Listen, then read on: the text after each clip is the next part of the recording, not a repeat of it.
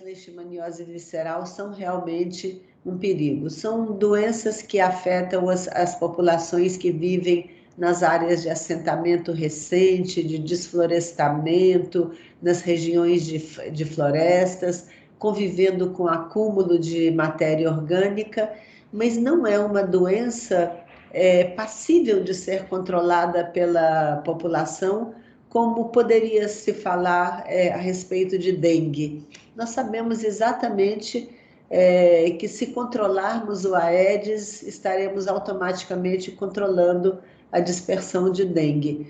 Mas no caso da leishmaniose, uma doença transmitida por flebotomíneos, que não são mosquitos, que não se criam em água, né? Eles se proliferam no solo, então dá para vocês perceberem que o controle dessa doença, o controle desse vetor é muito mais difícil. Então, a propagação dessa doença está muito associada ao comportamento urbano, aos processos migratórios, ao desmatamento, à construção de rodovias e aos conflitos sociais que levam à segregação de parcelas da população. A doença acontece em diversas regiões do mundo, né? Mas ela é mais frequente no Nordeste da África, no Sudeste Asiático e na América do Sul, onde ela está tendo um comportamento bastante dispersivo, com uma notificação de avanço das doenças para regiões que até há poucos anos eram endemes. Então, na África, o Sudão é a região mais afetada, no Sudeste Asiático, a Índia, Bangladesh, são as regiões mais afetadas. Aqui, na África e na Ásia, a doença é causada pela Leishmania donovani, que é uma espécie com muita similaridade da Leishmania infantum das Américas, mas que causa uma doença com algumas características diferentes da América. Acomete pessoas com maior idade, enquanto nas Américas a doença é uma doença de crianças pequenas e adultos jovens. É uma doença que tem uma vida maior, né? A duração da doença não tratada é muito maior do que a duração da doença não tratada nas Américas, mas também com potencial letal nos casos não tratados. Na região do Mediterrâneo, norte da África, Ásia Menor ou nos países europeus do Mediterrâneo, a doença é basicamente uma doença causada por transmissão homem a homem, por seringas contaminadas no compartilhamento para uso de drogas injetáveis, né? A transmissão vetorial aqui é muito mais discreta do que acontece em outras regiões. Existe sim algumas ilhas do sul da Espanha, onde a transmissão vetorial é mais intensa do que a outra transmissão. Então nós vemos que no velho mundo, como a gente chama, né, Europa, Ásia, África, a doença é diferente do que nós vamos falar aqui hoje. A doença das Américas, ela era até há pouco tempo considerada uma doença rural, uma doença que estava muito fixada no Nordeste do Brasil, que acometia pessoas que viviam em regiões rurais remotas, que, como o doutor Alencar do Ceará falava, pegava pessoas que habitavam boqueirões e pés de serra, não é? E que também foi uma modificação que aconteceu nessas últimas décadas, onde a doença passou a ser uma doença urbana, com um poder agressivo muito maior e com uma capacidade de expansão para outras áreas também muito maior. Então, vocês veem que aqui nós já temos, né, Brasil, a Argentina, Equador, muitos países da América Central também já com casos notificados, um recente surto também na Bolívia, que está sendo acompanhado pela OPAS, mas o Brasil ainda responde por aproximadamente 96% dos casos de leishmaniose visceral das Américas. Então, mostro para vocês esses dois mapas do Brasil, um de uma publicação em 1978, mostrando uma doença esparsa, mas em regiões do sertão de Minas Gerais e do sul de Goiás, focos isolados em Mato Grosso, mas uma doença que predominava realmente no Nordeste e no recôncavo baiano. Se a gente comparar aquele mapa de 78 com o mapa de 2015, a gente vai ver o quanto essa doença se expandiu. Veja, em 2015, nós não temos esse mapa representando 2023, mas é muito parecido com o que está aqui, mas é uma doença que ainda tem uma maior incidência no Nordeste brasileiro, mas ela avançou rapidamente para os estados do Norte, do Centro-Oeste, do Sul, inclusive com casos notificados no Rio Grande do Sul e Santa Catarina. Só voltando aqui. Aqui é um mapa da Organização Mundial de Saúde, mostrando também os focos dessa doença em diversas regiões da América do Sul, como nós falamos, mas ainda uma doença com muito sotaque brasileiro, né? Uma doença que continua predominando no território brasileiro. Então, vamos ver como foi que essa doença foi reconhecida. Certamente ela está aqui desde o período colombiano.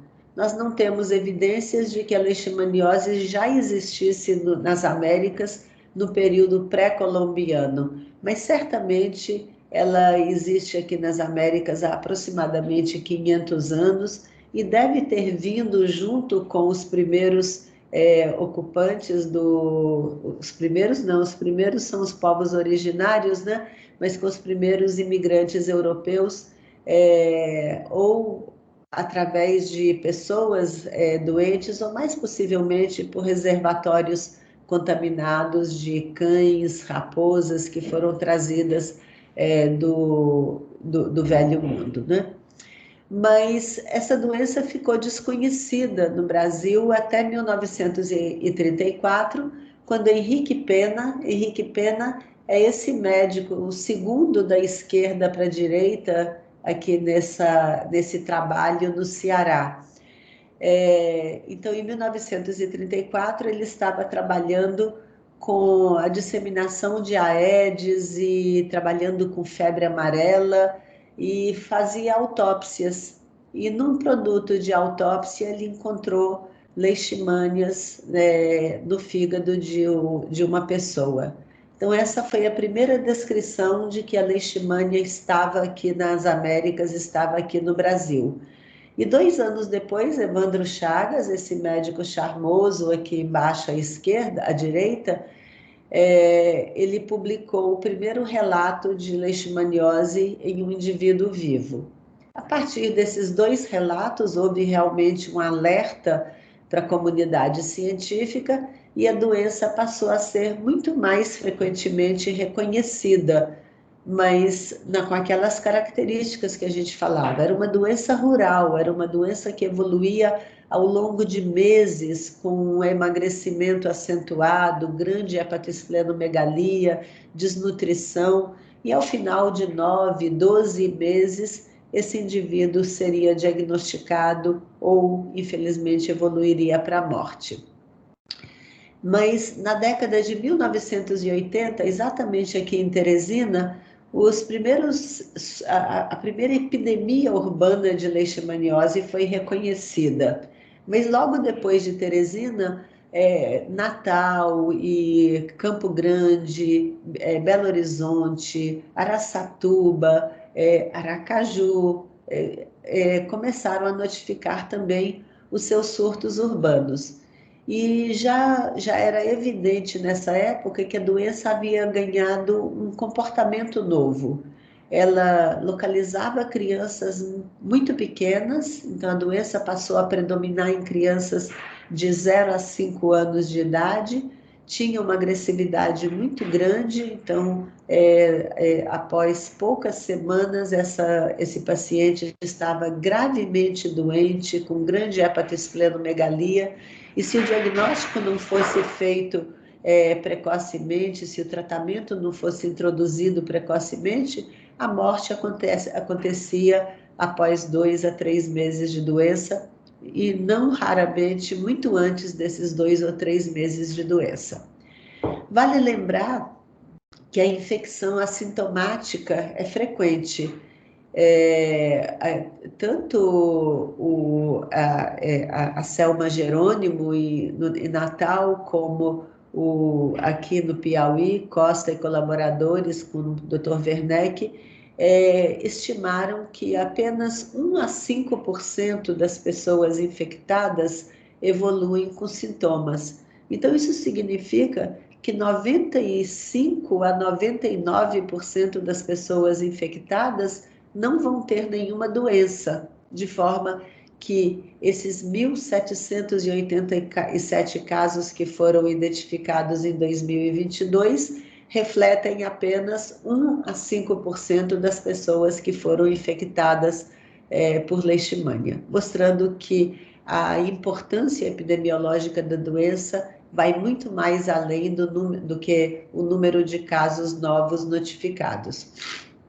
Esses números aqui foram gentilmente disponibilizados pela Secretaria de Vigilância em Saúde do Ministério, mas são dados preliminares, né? Por causa da pandemia de Covid, tudo no mundo inteiro ficou muito atrasado, inclusive o processo de consolidação de dados pelas plataformas epidemiológicas. É possível que muito mais do que 1.787 casos tenham ocorrido em 2022. É um coeficiente de incidência alto, chegando perto de 1 para cada 100 mil. A doença já foi notificada em 27 unidades federativas, como nós falamos na hora do mapa.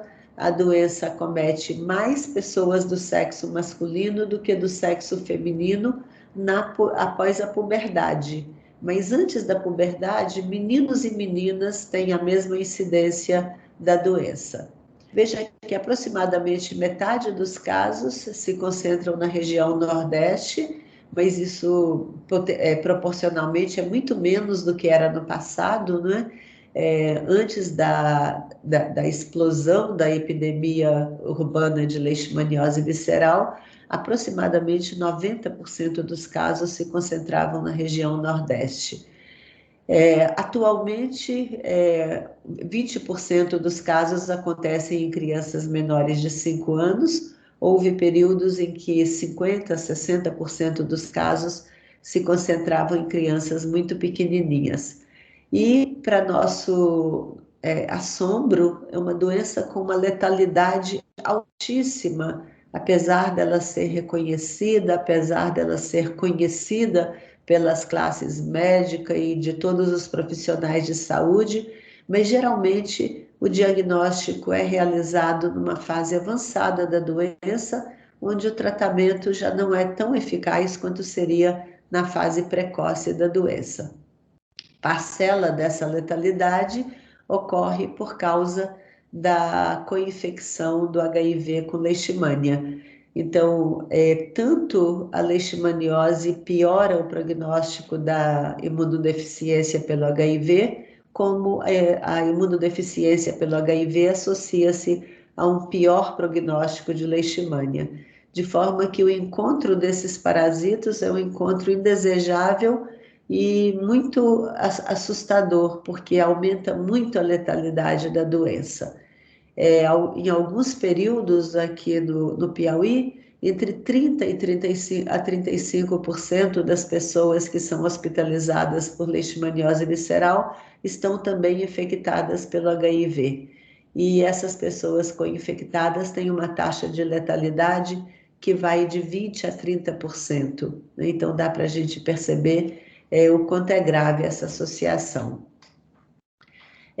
Se a gente olhar os dados assim, né, a primeira coisa que dá para a gente perceber no gráfico da esquerda é não existe um padrão de incidência da leishmaniose visceral. Ela oscila muito ano após ano, mas dá para perceber que existe um padrão crescente, a não ser nos últimos anos, onde parece que houve uma diminuição, do número de casos. Mas nós nunca voltamos àquele patamar que nós tínhamos em 1980.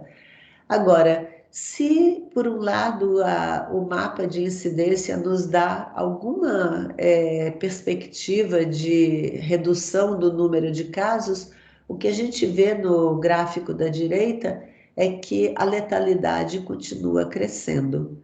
O que nos faz pensar que talvez essa redução que a gente esteja vendo aqui seja factícia. Na verdade, nós estamos diagnosticando os casos mais graves, porque a letalidade está aumentando. Então, provavelmente, casos menos graves da doença estão passando sem diagnóstico, ou quem sabe as pessoas estão morrendo e recebendo outros diagnósticos que não leishmaniose visceral. Mas o que nos importa reter aqui hoje nós não podemos nos basear, não podemos alimentar o otimismo de que a doença está diminuindo em incidência. Temos que nos alertar para o fato de que a letalidade dessa doença está aumentando. Aqui, o percentual de pessoas com leishmania e HIV. Observem que no início dos anos 2000 era um percentual muito pequeno. Por quê? Porque a epidemia de leishmaniose visceral nessa época ainda estava concentrada no Nordeste brasileiro e a epidemia de imunodeficiência relacionada ao HIV ainda estava concentrada no Centro-Sul brasileiro, principalmente nas regiões litorâneas e portuárias. Então, as duas doenças ainda não tinham se encontrado. E foi aqui, no início desse século, que a leishmania e o HIV se encontraram no Brasil. E a partir daí, o que a gente observa é um aumento progressivo, né, de notificações de casos de pessoas com leishmaniose co-infectadas pelo HIV. E se a gente olhar aqui o percentual de pessoas que têm leishmaniose e que têm HIV, que é essa linha vermelha, a gente vê que esse percentual está aumentando muito. E no Brasil, como uma média, aproximadamente 16% das pessoas com leishmaniose também têm o HIV. Então, como é essa doença? Nós já falamos que uma minoria das pessoas apresentam sintomas, então 1 a 5% das pessoas infectadas apresentam sintomas. E como é que essas pessoas se apresentam? É um período de incubação muito longo e variável. Por isso que a doença não obedece totalmente uma sazonalidade.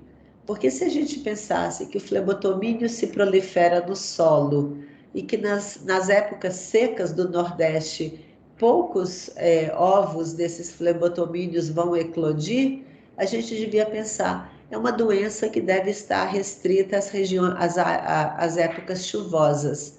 Mas o que acontece é que o período de incubação é muito longo e variável. Então, uma pessoa que se infecte em janeiro, ela pode apresentar os primeiros sintomas em agosto, ou uma pessoa que se infectou em março, abril, na época das chuvas do Nordeste, ela vai apresentar os primeiros sintomas em outubro, novembro, na época da seca do Nordeste. Então, esse período de incubação faz com que a sazonalidade da doença fique muito perdida. Nós temos uma doença que acontece ao longo do ano com pequeníssimas variações a mais no período de chuva.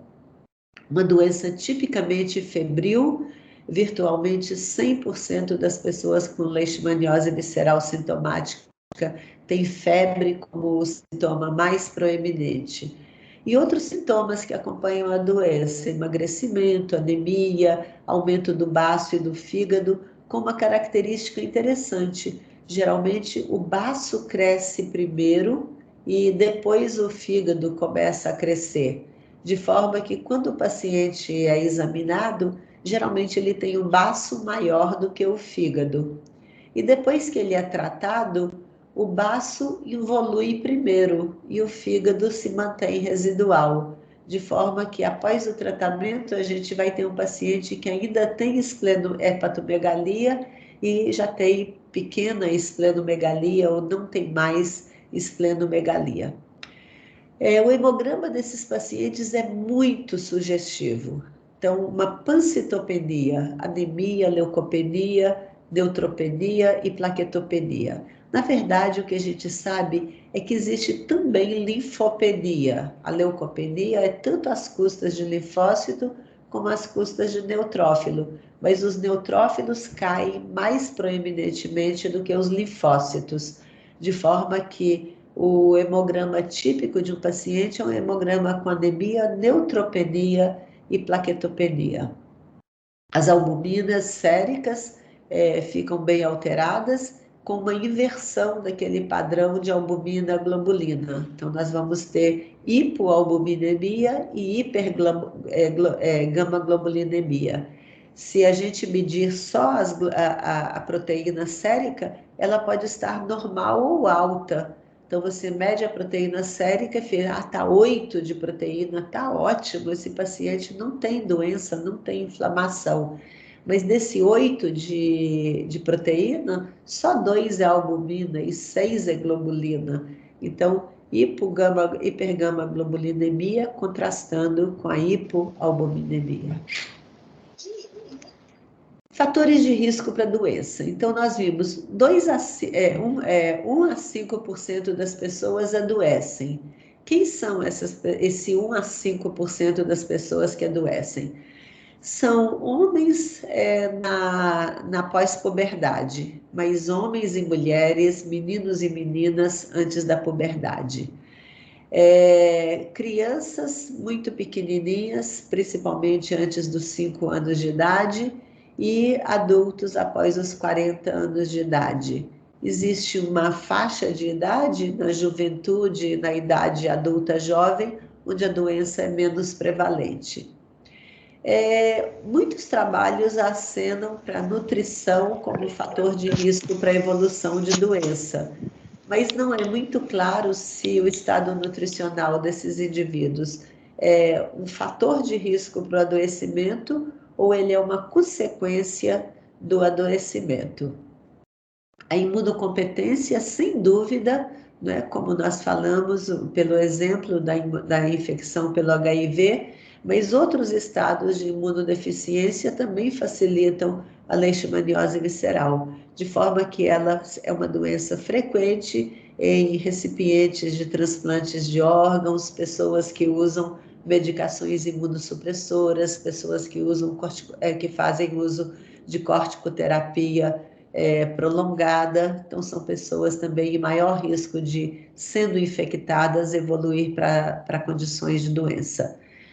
Condições de habitação e saneamento, né? Então, pessoas que vivem nas regiões de desmatamento, de assentamento recente. A constituição genética, sem dúvida, é um fator, e nós achamos que uma grande parte do adoecimento das pessoas está relacionada à sua constituição genética. Mas não existe nenhum genótipo que possa dizer que é totalmente suscetível ou que é totalmente protetor contra a leishmania. Infecção pelo HIV, já falamos, e a coabitação com indivíduos infectados com leishmaniose, especialmente se esses indivíduos infectados por leishmania são pessoas também infectadas pelo HIV, porque essas pessoas podem ter um longo período de infecção assintomática, onde elas estão transmitindo a leishmania para os flebotomíneos e ainda não são diagnosticadas e, portanto, não foram tratadas. Mas certamente coabitar com indivíduos infectados por leishmania, principalmente indivíduos co-infectados pelo HIV, é um fator de risco para o adoecimento pela alta carga infectante que essas pessoas têm. A leishmaniose visceral já é classificada pelo Ministério da Saúde como uma doença oportunista. Então, ela está naquela relação de doenças definidoras de AIDS, o que significa que se uma pessoa tem leishmaniose visceral e tem um teste rápido para HIV reagente, ela já pode ser diagnosticada como AIDS e não mais infecção pelo HIV. A prevalência da coinfecção pelo HIV pode ultrapassar 30%, já falei isso, e também já expliquei que o HIV e a leishmania agem sinergicamente no sentido de piorar o prognóstico de um ou de outro. A apresentação da doença quase sempre é típica. Então, febre, esplenomegalia e anemia, essa tríade, vai acontecer em aproximadamente 85% dos indivíduos infectados. Outros sintomas constitucionais também estão presentes com muita frequência. Astenia, às vezes esse é o primeiro sinal, é a primeira queixa que o paciente traz ao médico, né? É o fato dele não estar conseguindo desenvolver as suas atividades, ou é uma criança que a professora está avisando que ele está dormindo na aula, ele não está conseguindo fazer as tarefas, né? Então, a astenia é bem proeminente. Aumento do volume abdominal, causado pela hepatosplenomegalia, irritabilidade, principalmente nas crianças pequenas, é bem marcante, vômitos, diarreia, calafrios simulando a malária e linfonodomegalias, não tão frequentemente como acontece no Velho Mundo, mas também, e principalmente em pessoas imunodeprimidas, a linfonodomegalia pode ser o sintoma da doença. No entanto, a doença pode não estar tão evidente. Observem essas três crianças, elas aparentam estar muito bem, né? Duas irmãzinhas internadas no mesmo momento, pelas mesmas queixas. Esse garotinho aqui com uma carinha sorridente. Se o médico dessas criancinhas não tivesse tido cuidado de palpar o abdômen e identificar a hepatosplenomegalia, talvez eles tivessem tido o diagnóstico de uma doença comunitária comum, porque não está na cara que estão com leishmania, né? São crianças que estão com febre, ou têm diarreia, têm tosse, têm astenia, e podem receber o diagnóstico de parasitose, de uma enteroinfecção ou de uma infecção de vias aéreas tranquilamente, mas nenhuma dessas doenças traria uma hepatosplenomegalia dessa monta. A doença pode ter apresentações típicas diferentes, apresentações clínicas diferentes em indivíduos que seriam semelhantes. Então, eu peguei 4 fotos de crianças mais ou menos na mesma idade que foram atendidas no nosso serviço, né? Vejam no canto superior esquerdo, um bebezinho anasarcado, né, muito edemaciado, com grandes sufusões hemorrágicas, ictérico, uma criança muito grave. Aqui no canto superior direito, uma criança eutrófica mamando no peito, com uma lesão que foi causada por pseudomonas adquirida na comunidade. Né? Quando nós recebemos essa criança, nós pensamos inclusive que fosse uma leishmaniose tegumentar, mas não era leishmaniose tegumentar. Às vezes a leishmaniose visceral pode vir com pequenas lesões cutâneas que se confundem com a leishmaniose cutânea, mas não, essa criança tinha uma infecção por pseudomonas, mostrando a gravidade da doença. Esse bebezinho no canto inferior esquerdo, um bebezinho muito feliz, sorridente, mas com uma palidez acentuada, né? E sempre o fígado e o baço aqui para mostrar, olha, isso aqui não é anemia ferropriva, não é? Vamos cuidar que esse bebezinho tem algo mais. Essa criança com a pseudo-obesidade do leite materno chegou, tinha leishmaniose, e nós pensamos, bom, essa bebezinha gorducha não vai ter uma doença grave. E nós nos enganamos. Essa criança passou 3 meses conosco, teve uma doença muito grave, cursou com pneumonia bacteriana muito grave, mostrando que o estado nutricional não protegeu a criança da forma grave da doença. Então, nós vimos ali atrás os fatores de risco para que uma pessoa, uma vez infectada por leishmania, evolua para a doença e não fique naquele grande grupo de infecção assintomática. Agora, a nossa preocupação é outra. Entre as pessoas que adoeceram, quem são as pessoas que têm maior chance de morrer?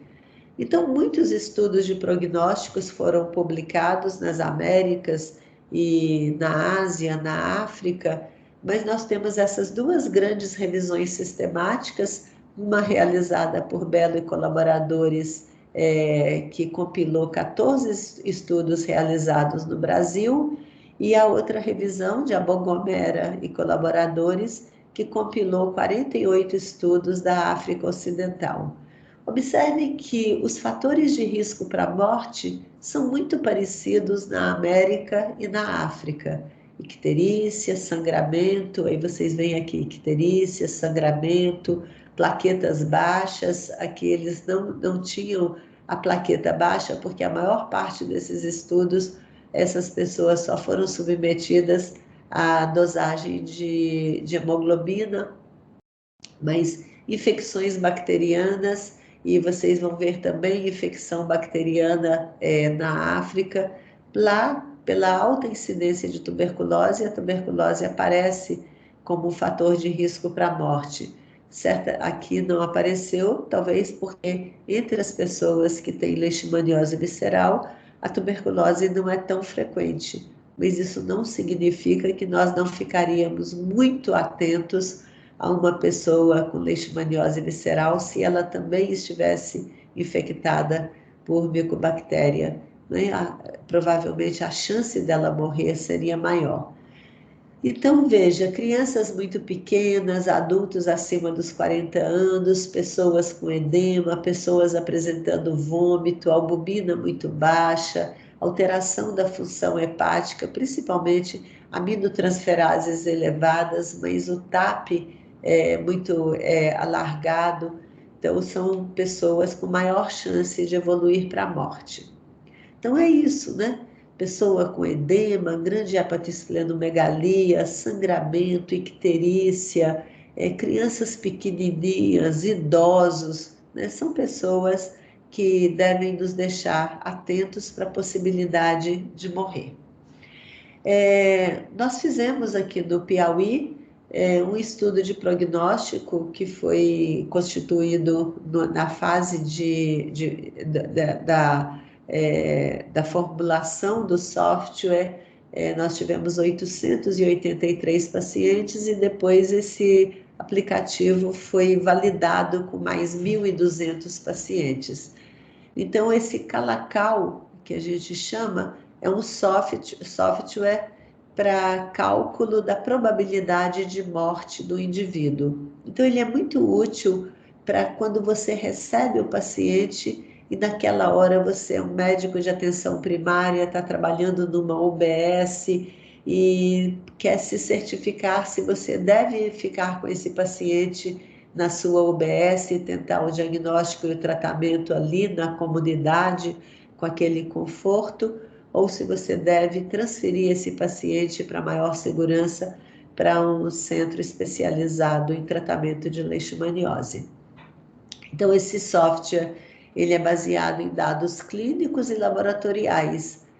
Se vocês colocarem no Google Calacal, ele já vai dar para vocês, já vai direcionar. Ele está hospedado numa plataforma da Sociedade Brasileira de Medicina Tropical e vocês podem calcular rapidamente a sua probabilidade de morte.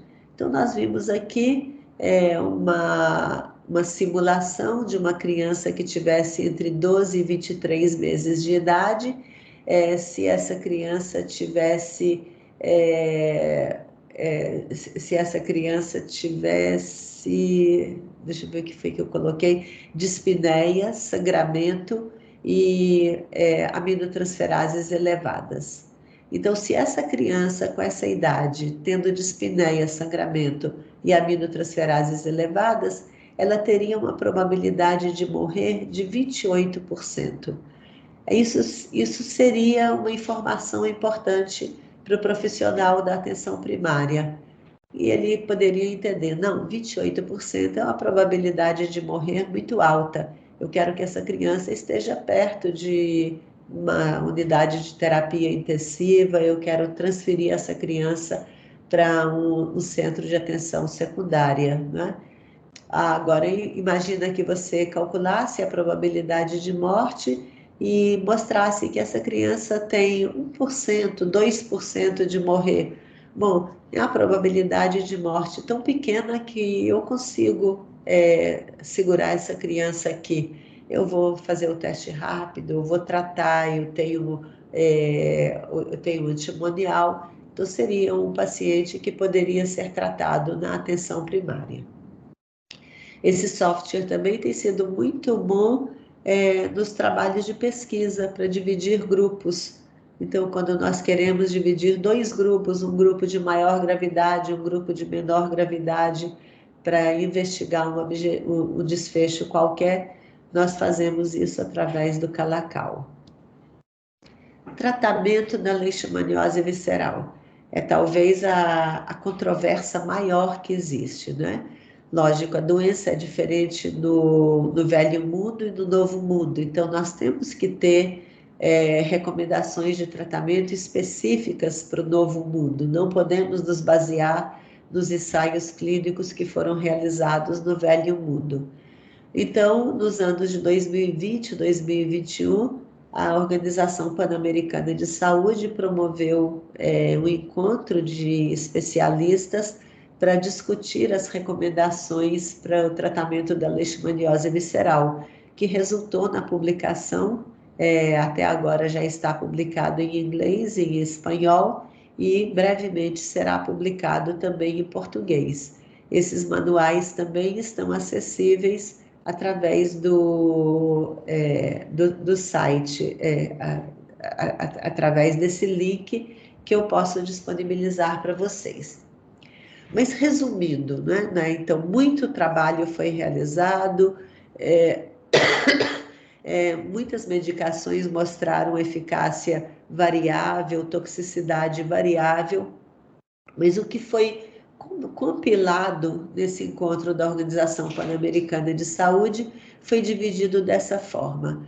Existe uma forma para tratar pessoas imunocompetentes, uma forma de tratar pessoas imunodeprimidas e uma forma de se fazer a profilaxia secundária.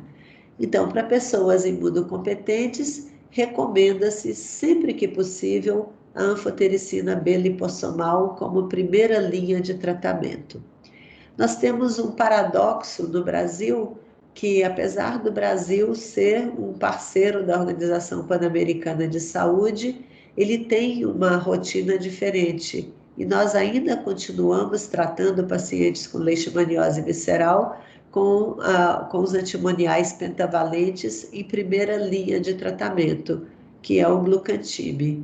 Então, isso são problemas operacionais, estruturais da distribuição de medicamento no Brasil, mas nós temos que entender que a primeira linha de tratamento, a medicação que é mais eficaz e mais segura, a menos tóxica, é a anfotericina B lipossomal.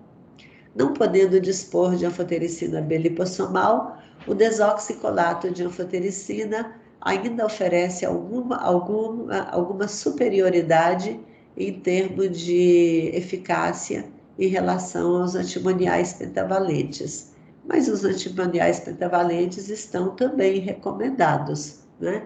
Só que não é nessa ordem que o Brasil tem tratado seus pacientes. Em que nível de complexidade deveria ser tratado um paciente imunocompetente?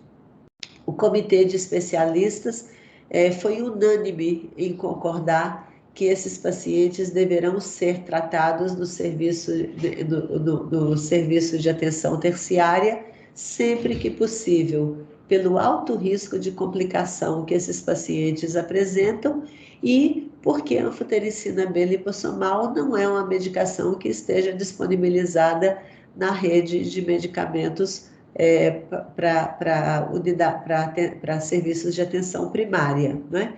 Mas existe a possibilidade, sim, de que serviços de atenção primária tratem aqueles pacientes com menor risco de evoluir para situações de gravidade com antimoniais pentavalentes, desde que os profissionais que estejam atendendo esses pacientes tenham habilidade no manuseio dos antimoniais pentavalentes e do segmento de pacientes com leishmaniose visceral. Para o tratamento de pacientes imunocomprometidos, a lógica muda um pouquinho. Por quê? Porque os antimoniais pentavalentes estão associados a uma alta letalidade em pacientes imunocomprometidos.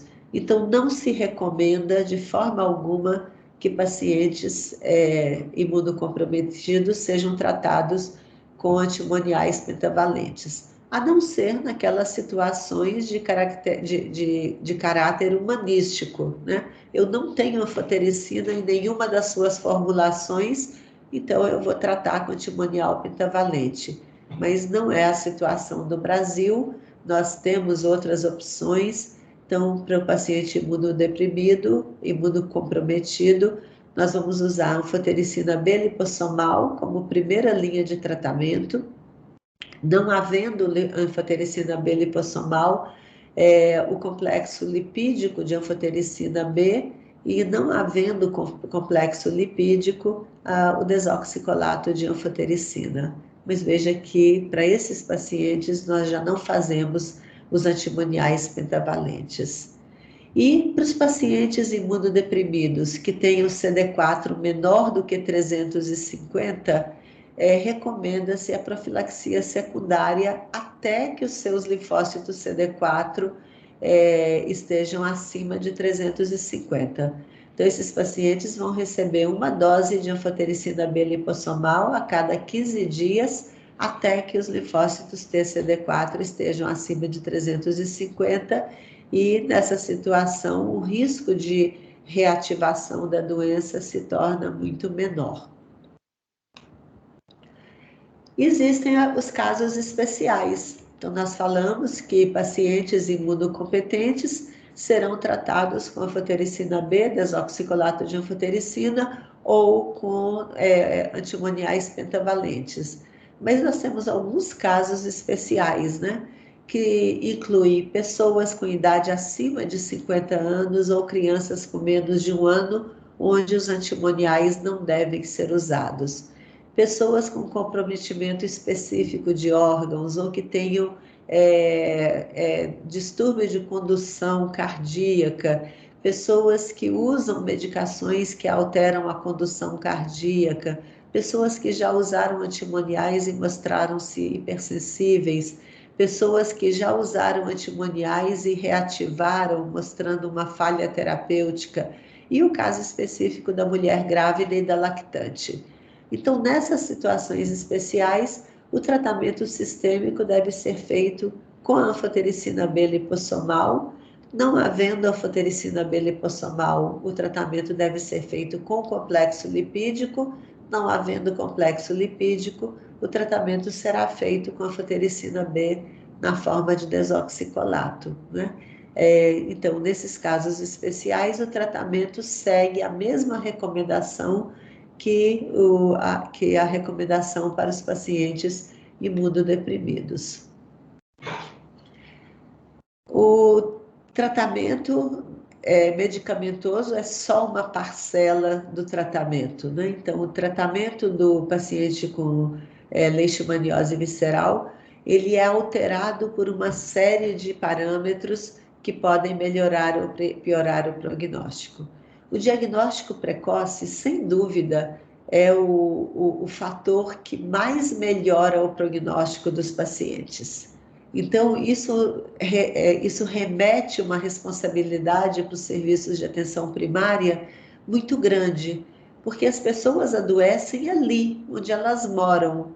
E, geralmente, a porta de entrada, o primeiro atendimento do paciente que está com febre, que está com astenia e que está buscando um diagnóstico, é o serviço de atenção primária. Então, esse serviço tem que estar atento. É uma região endêmica de leishmania ou é uma região que faz fronteira com região de transmissão de leishmania? Então, esse profissional tem que estar atento. Ou a pessoa chegou do serviço com febre, vamos acompanhar. A febre ultrapassou 7 dias de duração, já não é mais febre aguda, a febre aguda até 7 dias, mais provavelmente está associado a infecções virais e bacterianas. Mas se essa febre ultrapassou 7 dias, palpou o abdômen, encontrou uma ponta de baço, pensa em calazar, pensa em leishmaniose visceral. O teste rápido, ele está sendo distribuído. Eu espero que, imagino que em Sergipe, o teste rápido também esteja sendo disseminado, como está sendo feito em outros estados, de forma que aquele médico que atende uma população, sabe que existe transmissão de leishmaniose visceral, pode avisar o seu farmacêutico, avisar ao seu secretário de saúde: olha, precisamos ter testes rápidos disponíveis aqui para a eventualidade de eu receber um paciente com febre, esplenomegalia e precisar fazer um diagnóstico rápido. Se o diagnóstico foi precoce, significa é muito pouco provável que esse paciente estivesse em situação de gravidade. Então, os distúrbios de sangramento, as infecções bacterianas, são eventos que acontecem numa fase mais adiantada da doença. Na fase mais precoce da doença, o estado nutricional ainda está preservado, esse indivíduo não tem infecção, não tem coagulação intravascular disseminada, e então é muito mais fácil de tratar. De forma que, se o diagnóstico for feito precocemente e o tratamento for introduzido oportunamente, a taxa de letalidade dessa população não será de 10%, como nós falamos, vai ser de 1%, de menos de 1%, porque infelizmente as medicações que nós usamos não têm 100% de eficácia. Os médicos que atendem pessoas com leishmaniose e fazem diagnóstico devem estar capacitados para identificar as condições de gravidade. Um médico que já tenha atendido muitas pessoas com leishmaniose, ele olha e vê: bom, eu estou olhando essa pessoa, ele está ictérico, ele está edemaciado, ele está grave. Ou ele aplica um critério de gravidade que pode ser usado em UTI, um SOFA, e pode concluir por situações de gravidade. Mas a aplicação do Calacal é o nosso programa mais específico para diagnosticar a gravidade do leishmaniose visceral. Então, diagnosticou precocemente, identificou a situação de gravidade, vamos encaminhar oportunamente. Então, o paciente que é encaminhado para o tratamento, seja o tratamento no serviço de atenção primária, seja o tratamento no serviço de atenção superior, mas ele está no diagnóstico precoce, ele tem pequena chance de evoluir para a morte, ele tem muito mais chance de se recuperar do que aquele paciente que já foi, que foi transferido quando ele estava com sangramento, quando ele estava com pneumonia, quando ele estava com sepse, né? Então, diagnosticar oportunamente, para tratar oportunamente, para ter os melhores resultados em termos de sucesso. Acompanhar os pacientes em tratamento. Então, se o médico da atenção primária vai tratar o seu paciente com antimonial pentavalente, ele tem que entender a toxicidade do antimonial pentavalente e vigiar essa toxicidade. não é? Isso é simples de ser feito, porque se o paciente irá diariamente à UBS para receber a sua dose de antimonial, nessa hora ele passa na sala do médico e fala que estou aqui, doutor, eu estou bem, a febre já passou.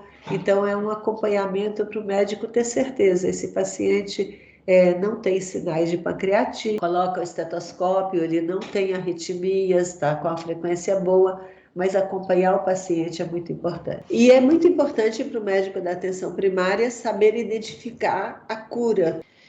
Mesmo que o paciente seja tratado no nível superior de atenção, ele vai ser liberado para o acompanhamento do seu domicílio ao final do tratamento. E a cura do paciente só será decretada após 6 meses do tratamento, se ele estiver sem sinais de atividade de doença. Então, o médico de atenção primária tem um papel muito importante de acompanhar esse paciente nesses 6 meses que se seguem ao tratamento. Então, ele vai avaliar esse paciente mensalmente ou bimensalmente e detectar se esse paciente está sem febre, se ele está recuperando peso, se o baço está evoluindo, se for possível fazer um hemograma, saber se a hemoglobina está subindo, se os leucócitos já normalizaram e, eventualmente, detectar a reativação da doença. Aproximadamente 10% dos pacientes adequadamente tratados podem reativar e vão ter uma outra doença que pode ser exatamente igual à primo-infecção ou pode ser mais grave do que foi da primeira vez. Então, se o médico da atenção primária está acompanhando esse paciente, está examinando, ele é capaz de perceber: o mês passado o baço estava palpável a 4 centímetros e hoje o baço está palpável a 8 centímetros do bordo. Então, esse paciente não está evoluindo bem. Então, uma vez diagnosticada a reativação, esse paciente deve seguir aquele mesmo fluxo para reiniciar o tratamento com a medicação mais adequada no caso dele. Nós ainda precisamos saber muito sobre leishmaniose visceral. Por que a doença continua avançando? O Brasil não pode dizer que negligenciou a leishmaniose visceral. Vocês estão aí em Sergipe e não são negligentes, né? Então, mas a doença não obedeceu às várias tentativas de controle, né? Então, o Brasil já fez tentativas de controle de reservatórios caninos, tentativas de controle de vetores, né? Isso não deu sucesso. Hoje nós nem fazemos mais controle de reservatório canino porque foi absolutamente inócua. Gerou grande sofrimento de animais e de humanos que gostam de animais, né? Mas não houve nenhuma repercussão da eliminação do programa de eliminação de cães sobre a incidência da doença. Então, nós temos que encontrar outra forma de melhorar, né? Então, evitar que as pessoas estejam em contato estreito com os vetores, né? Então, urbanização de cidades, evitar que as pessoas estejam convivendo nas áreas de desmatamento com uma grande população flebotomínica, né? O uso de telas nas janelas, uso de telas nas camas, como se faz para malária, embora as telas para flebotomínio sejam diferentes das telas para malária, porque o flebotomínio é muito pequenininho, né? Mas nós ainda precisamos entender, a leishmaniose visceral continua avançando, onde ela chega com uma letalidade muito alta. Precisamos entender o papel do homem e de outros reservatórios na cadeia epidemiológica. nós temos absolutamente negligenciado o papel do homem na cadeia epidemiológica. Mas, como nós falamos, especialmente pessoas imunodeprimidas podem ter um longo período de doença, de infecção assintomática, né, onde ele está infectando flebotomínios, né? E saber quem são os outros reservatórios. Nós sabemos que o cão é um reservatório importante, sabemos que roedores e marsupiais, raposas são reservatórios importantes, mas agora o gato doméstico aparece como um grande reservatório da leishmaniose visceral. E como é que nós vamos lidar com o convívio do homem e gatos infectados por leishmania, né? Então, isso nós ainda não sabemos. Não entendemos bem os mecanismos fisiopatológicos da interação, então nós não sabemos por que que aqueles 95% de pessoas que se infectam não adoecem. Se a gente entendesse isso, talvez fosse a chave para mudar o que está de diferente naqueles 5% que adoecem, né? Mas nós não entendemos ainda esses mecanismos. Nós não sabemos quais são as relações da resposta imune inata com a repercussão dessa doença no sistema hematopoético, do sistema imune, na atividade, na resposta imune adquirida. Então, nós não entendemos nada de imunidade por leishmaniose visceral, embora centenas de artigos estejam publicados. E nós não sabemos que medicações podem ser úteis como adjuvantes. Será que medicações antitrombinas seriam importantes para aqueles pacientes que evoluem com coagulação intravascular disseminada, medicação anti-EL6, já que esses pacientes são muito inflamados, trombomadulina naqueles pacientes que estão evoluindo com sangramento? Então, ainda tem muito o que pesquisar e muito o que saber.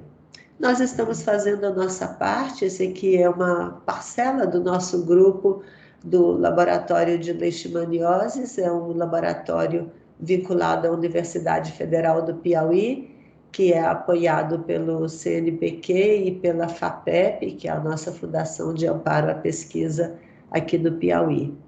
E esse trabalho teve colaboração da universidade, do Instituto de Doenças Tropicais Natan Portela, que é o hospital de referência para doenças infecciosas no estado e que trata a mais de 90% dos pacientes com leishmaniose no estado, e também teve a participação desse Centro de Inteligência em Agravos Tropicais e Negligenciados, o CIATEM, que é um centro com a intenção de trazer respostas rápidas para gestores de saúde. Então, o centro funciona assim, né? Um gestor de saúde entra em contato e diz: eu estou tendo um surto de diarreia no meu município. E o CIATEM vai reunir os especialistas naquela situação para tentar orientar esse gestor quais são as ações que ele deve tomar para que sejam eficazes, seguras e para que ele invista adequadamente o seu raro dinheiro, né?